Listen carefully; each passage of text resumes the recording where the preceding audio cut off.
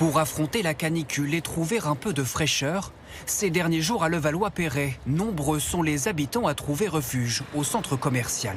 Effectivement, je suis venue ce midi en me disant que j'allais passer 20 minutes au frais. Enfin, plus au frais en tous les cas que dehors. Avant de reprendre le travail, je suis rentrée dedans pour ça. Pour la clim. Pourtant, à l'intérieur, aucune climatisation n'est en service. Le secret de la fraîcheur du lieu se trouve dans le sous-sol, plusieurs dizaines de mètres sous le quartier.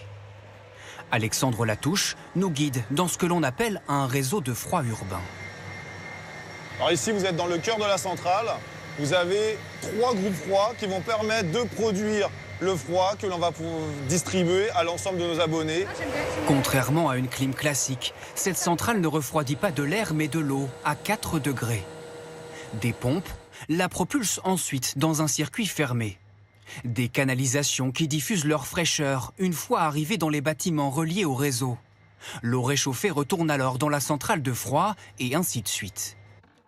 Un système aussi efficace qu'un climatiseur, mais beaucoup moins polluant. On est 2 fois plus efficace énergétiquement parlant. On consomme moitié moins d'énergie. En termes d'émissions de CO2, on est divisé par 2 par rapport à une installation de climatisation que l'on peut retrouver chez un particulier. Une technologie difficile à mettre en place pour les logements individuels. Alors, comment faire quand on est un particulier ? À Chambéry, Jonathan Gandhi a trouvé une alternative. Il va chercher à maintenir une température à peu près constante, à peu près 26 degrés en général. 26 degrés contre 36 à l'extérieur, obtenu grâce à une toute nouvelle technologie appelée refroidisseur d'air. Ici, ce n'est pas de l'eau qui passe dans un tuyau, mais de l'eau qui s'évapore.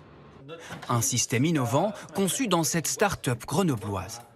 L'évaporation, c'est un phénomène qui est naturel. Si je laisse un verre d'eau sur la table, au bout d'une semaine, il n'y a plus d'eau. Ça s'est évaporé. Nous, on vient maximiser ce phénomène-là et on le fait de telle sorte pour récupérer en fait le maximum de froid sur cet appareil.